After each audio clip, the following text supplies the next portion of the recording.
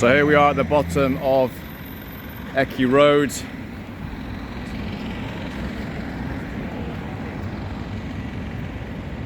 We've got all the student-y type stuff and the young professional type stuff. But just across the road there, behind that bus and those flats there, you can't really see them very well.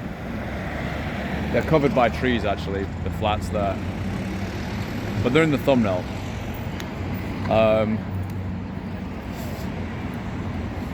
Yeah, I spent a couple of nights in those flats a few years ago, quite a few years ago, with a lady named Martha. Martha, baby, if you're out there, I hope you're well. I hope the breast implants worked out well. She was saving up for breast implants. This is actually a crazy story, so I'm going to go into it. Today is very much a day that is just like, it's just another brick in the wall. I'm just heading into town. The weather's good, which is why I've got my Latino gangster outfit on, because I can actually I can actually handle wearing a vest today. Good weather. But it's just going to be an average day, just going to be doing some work basically. But allow me to regale you with this story. So I met Martha in a bar on West Street, Sheffield. I was coming back from a salsa class. I've been in my class. I was in the advanced class from 9 till 10. And as I was leaving the class, the studio's in the center. Those are the apartments there. The studio's in the center. And I thought, well, I know there's an actual night going on. There's a DJ I know he's there, he's doing his night. So let me just go and see if it's any good. I could just, have a few dances on the way home. There's also in that bar a lot of people who are not salsa people. They're going in drinking as well. So I just literally looked through the window to see if the night looked any good. And when I looked through, I saw someone very interesting looking. Really, really nice body. Girl with like a real, it was a grade A basically. Grade A physique. So I thought, okay, I'll definitely go in. I'll definitely pop in, say hello, get a drink, have a little dance. So I walk in, and I felt like there was a lion and an antelope vibe between me and this girl. As soon as I stepped through the door, she told me later on that she clocked me. She just like almost sensed me coming in. I do believe in that kind of thing. She just kind of almost sensed me coming in. And when I was in there, I could literally feel this fucking heat between us. Like we're on the savannah, And I was just lurking in the undergrowth. So, yeah, basically, I went in, got the drink, looked around, looked at her. She definitely clocked me by this point. Just had my drink for a moment, and then I just went over and just extended my hand and said, "Do you want to dance with me?" In fact, I didn't even say anything. I just extended my hand, took her to the dance floor. So we're dancing, and this girl wasn't a girl on the salsa scene at all. I'd never seen her before. And I could tell she hadn't danced it before either, but she was genuinely incredible. Like first time, incredible. Like incredible dancer.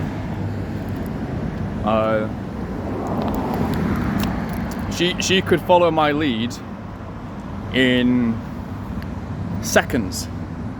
I mean seconds, like 1.5 seconds she was in. That's how long it took this girl to learn salsa. She was so natural. So natural, so shapely. And the craziest part about this girl is she stared at me the whole time we were dancing. And I stared at her the whole time. We didn't break eye contact the entire time, which is very unusual. Very unusual. Most people will look away, or I would look away. The tension gets too much. You're like, fuck, this is a bit intense. We didn't break eye contact, me and this girl. I must have danced with her for about 20 minutes.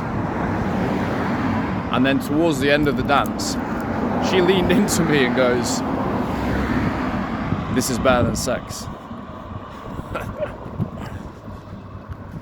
What a fucking G.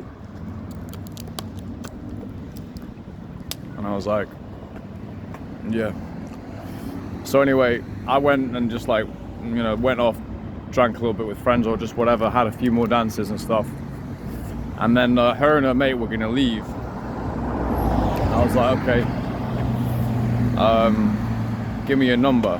So she gives me a number. She goes, "Call me, don't text me." I was like, fine, I'll call you. Interesting, right? Interesting. I would later realize why that was. So, amazing first meeting. Incredible first meeting with this woman. She was dressed in, she was a black girl, she was dressed in like, it was literally like a red dress. Just like fucking looking so mint. Really athletic looking body. Like incredible looking body.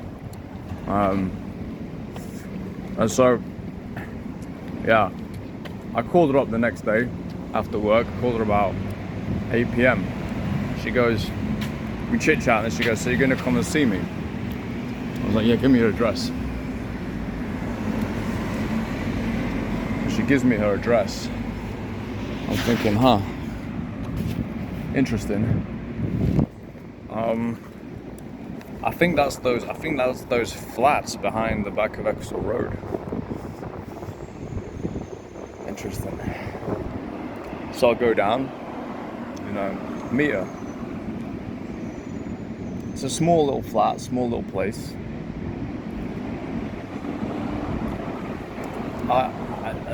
Whenever I've been around that area, I noticed there's a lot of foreign people around there. You know, a lot of people look like they just come into the country basically not that long ago. Not that I go there that much, to be honest, but when I have passed through. So she welcomes me. She's in a dressing gown. She goes, "Come sit down, sit down." So I sit down on her sofa, and she goes, "Do you want a whiskey? Let me pour you a whiskey." And I was like, "Man, I like this girl already. Yeah, Martha. Yeah, whiskey's good." So I sit down. Martha brings me a drink, and we just sit. We're just talking. We're just relaxing. We put on some stupid she had some like African soap opera going on in the background. So we started watching that a little bit, which was quite funny. And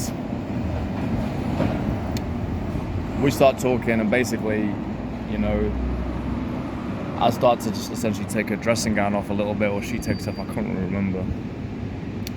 And we're kissing, just the normal stuff. And when I'm looking at her body, I look at her, I can't remember if I maybe put her in front of me so I could just I don't know what, I can't remember the scenario, but I looked at her body and I'm looking at it going, "Wait, what's that?" You know, she had these marks on her arm, indentations on her arm, like 3 indentations. And then when she started to lower her head towards my crotch, I saw them on her back as well. Not just marks, indentations, not even a scar, an indentation. I was like, what the fuck is that? It actually kind of disturbed me a little bit. She noticed, I noticed, Martha noticed that I clocked her situation. And she goes, she said, "I got it when I was working, when I was younger. I got cut when I was working." It didn't make any fucking sense. So anyway, so we spend the first night together, Martha and myself. And it was interesting. Her actions were just quite funny. Like, she did some funny stuff. Um, and I had a pleasant evening with Martha that evening. And I think a couple of weeks later, I called her again. I said, Martha, what are you up to? Let's go out. So this time we go out. And then I tried to split a bill with Martha, which was definitely a mistake. She completely cursed me out, which was funny. I'm glad she did. I definitely deserved it. I was still running on moronic, egalitarian English mode. This is about 6 or 7 years ago. And I've been about 30, 31. She like really reacted badly to it. So, okay, fine. So then we go to another bar,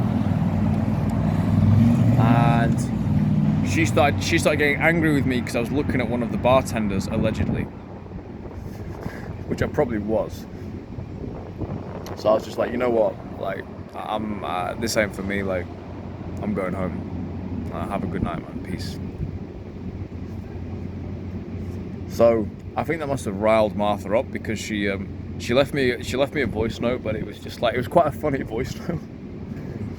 She was like, oh, you know, I think we'd be so good together. It's just really like a little bit unhinged, but kind of funny at the same time. So I went to see her a third time a couple of weeks later. And before I went over, I thought, I swear to God, I've seen those scars before. I've seen them before. And I'm going, where's this girl from? She's from where? She's from Sierra Leone. Alright, let me look up that. Sierra Leone. I swear there was a big civil war there. Yeah, there was. And the scars that she had were machete scars. Machete scars. I saw victims of the Sierra Leone war, and there's this craziness where it kicked off in the civilian population as well. Lots of people had these big fucking scars. A lot of them had it across their face. She had it on her arms and on her back. So that girl must have been hit by a machete multiple times. Fucking crazy.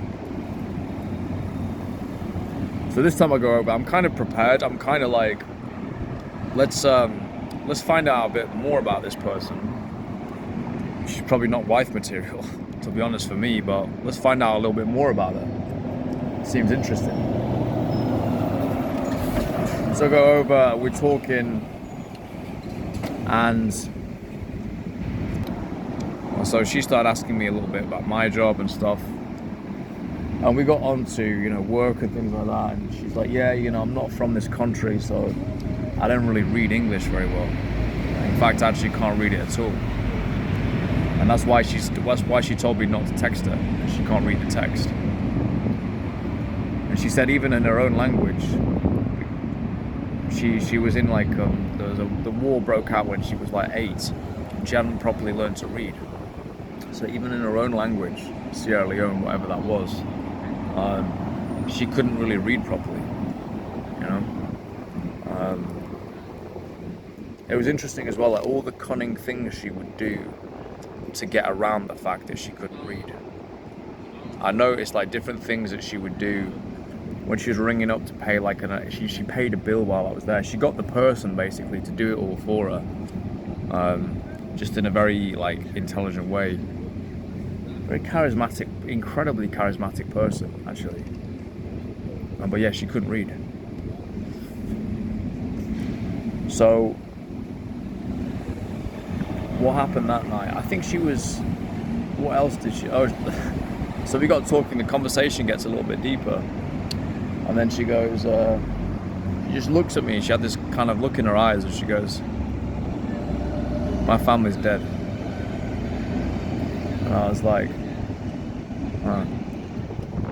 You have a mother though, don't you? She's like, yeah, but my brother and my dad are dead. So I think I didn't pry any further than that. It's pretty obvious what happened to them. So she ended up in the UK. I think she left her mom. She ended up marrying a guy in the UK when she was like like a teenager, like 16, 17. She married an English guy. She must have met in Sierra Leone, I think. And her mum was like, right, this is a good chance for you. You can go. So she did. She's with that guy for like 15 years. Eventually they separated. And during that separation, she got arrested on a drunken disorderly thing. And they weren't happy with her visa. She'd been married and stuff, but they weren't happy with her visa. So they sent her to a detention centre to be deported. She'd been in the country a long time at this point. And they sent her to a detention centre to be deported. And this was a centre down south. I think it was like fucking Milton Keynes or something, which eventually got shut down because the guards in there were sexually abusing the women. And so she was in. This has completely been hushed up by the British media and the British political class. No one wants to talk about it.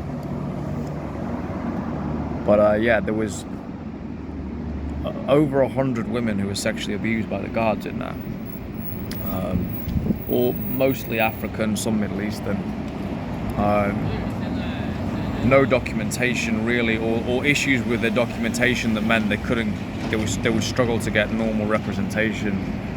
I imagine a lot of them places, people like Martha, you know, like the woman couldn't even fucking read, so how can she even defend herself, you know? So eventually she gets out of that, and there's some kind of legal facility that allows her to get out of it, along with all the other girls, and they've all got a case against the government. She's waiting on the case to come through. So I looked into it. They all won about £30,000 to £40,000 payout, which is fuck all considering what they actually went through. But it cost the government like you know, 5 million or something like that to pay all these girls off. Might have even been more. And it always been hush hush. And she was waiting on like money. She wanted to get breast implants. Crazy fucking Martha. So yeah, so I spent that night with her, and that was the last night I spent with her. That girl could fuck, man. Jesus Christ. That was the last night I spent with her, and then after that I thought, well, yeah, I'm in over my head here, and this is a bit much for me. Fascinating person though. I see her about 3 years later. I saw her out a couple of times, and to be honest, I just avoided her.